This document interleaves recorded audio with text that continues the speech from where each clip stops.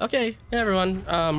So as a pretty casual to mid-level Dragon Age fan, I think I want to talk about Dragon Age for a little while. Particularly the Veilguard gameplay trailer that was just dropped.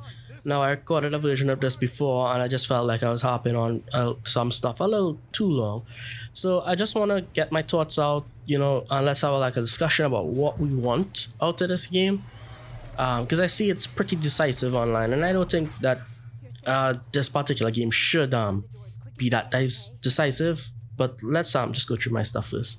So I took some notes while I was watching the video, and so just so you know, I'll just have the gameplay running in the background while I speak about it. Into three things: the aesthetic, the combat, and the story. So let's start with the aesthetic. The comparison to Fortnite is pretty much exactly what you expected it to be. It is this very cartoony style gameplay. It does feel a bit like Destiny 2. I can't really explain to you why it feels like Destiny 2. I think maybe it's because it's just dark and dreary, kind of almost like cosmic-esque in the way that it's been portrayed. Maybe it's the neon lights, and Destiny had a neon synthwave-esque release a couple releases ago. So maybe that's it. I do think the Fortnite comparisons are valid. However, I feel like this more falls in line with games like Valorant, and I think that is the audience that Veilbreaker is very much targeting. I don't think that they care for or they want older Dragon Age fans, and that's fine. The problem we have in here is not specifically that they're going after a specific target demographic, but rather because we are all exposed to the exact same aesthetic for the past, I guess, like 5 or 6 years. It is a bit grating aesthetically. Like, this is the aesthetic, this is the Fortnite aesthetic, this is a Valorant, this is League of Legends, stuff like that. It's not bad. I do think that it's good that BioWare, EA, whoever is in charge is trying to take more chances with its art and its aesthetic. I do think we need to can't keep doing the same thing over and over. We've seen multiple people speak about how the constant pursuit of realistic graphics is in fact harming the industry when it comes to creativity.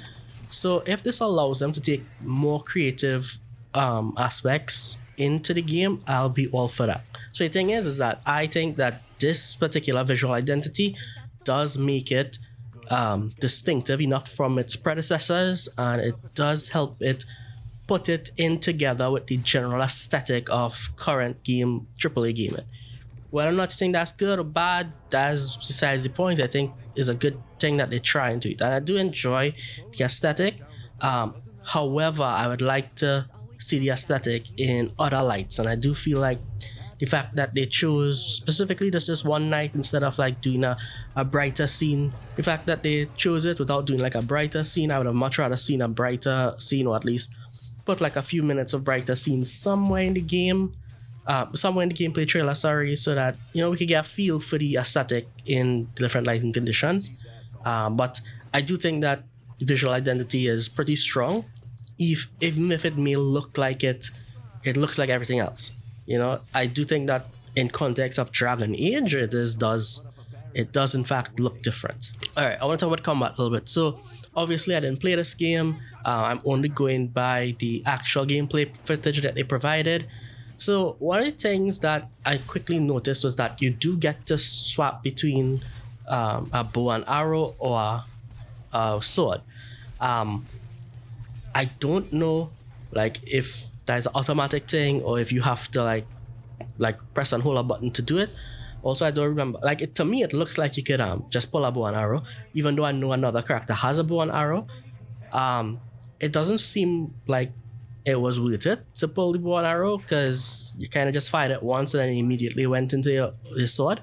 So that was a little strange, a little weird off putting. I didn't quite like that. I do think that you might end up picking one weapon, be it a bow and an arrow, and then use that throughout the battle. That's fine. Swapping between the two is a bit of a much ask, but other than that, I think it's fine. However, the combat does feel... I know it's going to sound like a strange comparison to make, since Veilguard is more action-based, but it does feel a lot like Final Fantasy 15. And in the way that they move, the way that they interact, as well as the obviously I know you're just pressing A, you're pressing the attack button to attack, as well as doing like run a magic spell here and there, which wasn't exactly how Final Fantasy 15 did it, but watching the gameplay made it seem like Final Fantasy 15. It could just be that this action-oriented gameplay is something that a lot of companies just kind of really going forward. It probably makes it easier to bring in a newer audience. Fine. It'll be interesting to see how Dragon Age pulls it off for now, you know. I know that apparently they had attempted it with one of the games, which I can't remember which one it was. I saw comments speaking about it. So it'll be interesting to see when it releases, if it's going to be better, if it's going to be worse. So for now, we're going to have to wait for previews on that. But for the combat, I think it looks pretty good.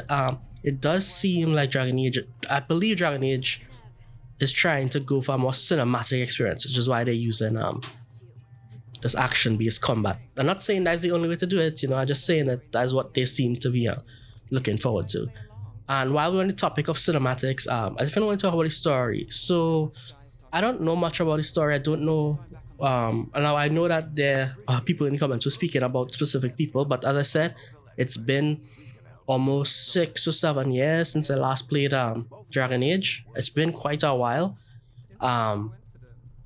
So for me, getting back into this game, it's definitely, you know, gonna be complete like it's gonna be brand new to me.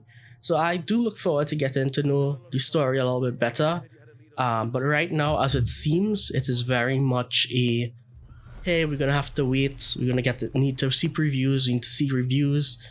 And you know, I have some trusted reviewers that I watch all the time. If they speak about it, then you know I will consider it. And I do think we need to do that. We need to let reviewers and them get their hands on this game first. So my recommendation right now is do not pre-order nothing. I mean, that should be recommendations for everybody at all times. Do not pre-order nothing. Make sure you know where you're buying, you know? So yeah, that's my thoughts on the gameplay footage. It's not extensive. It's just something that I want to talk about. And that's usually what happens on this channel. The point of the channel is, you know, just to talk, just to converse, just to get some thoughts out there. Not everything needs to be 100% scripted. Like my other channels, you know, they are scripted. It takes sometimes a month. I do hour-long videos there sometimes, 20-40 minute long videos there sometimes. So I just wanted to talk about stuff. So anyways, yeah, thanks. You know, let me know what you think about the gameplay trailer. Is there stuff that I missed? I'm pretty sure I missed some stuff. So, you know, just leave it down in comments. And, you know, if there's any other game you think I should be checking out that is similar to the older Dragon Age, or even similar to the new Dragon Age, you know, just let me know and I'll check it out. So, you know, thanks everybody. Like, subscribe, comment, do the stuff, you know, the scenes. All right.